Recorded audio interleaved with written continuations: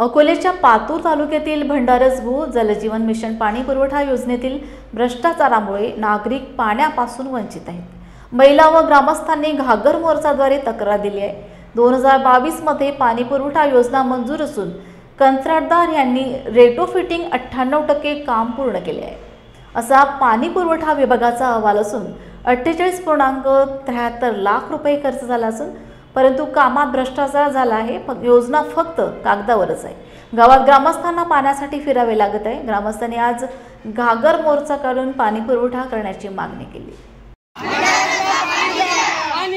पाणी द्या जल जीवन मिशन योजनेची चौकशी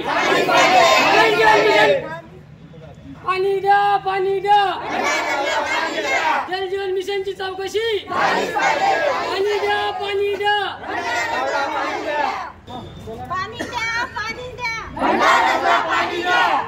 जल जीवन मिशनची चौकशी जोडली जाऊ शकत नाही अशा ठिकाणी ते जोडल्याचं दाखवलं जाते। हा संपूर्ण भ्रष्टाचार आहे। आम्ही अपेक्षा करतो की तातडीने यावर कारवाई करावी। शिव मॅडमने काय आश्वासन दिलं? शिवने सांगितलं की ज्या शाखा अभियंत्याने भ्रष्टाचार केला त्यांनी जाऊन चौकशी करावी। त्यामुळे जे उत्तर जे आहे ते भ्रष्टाचाराची पाठराखण करणार आहे।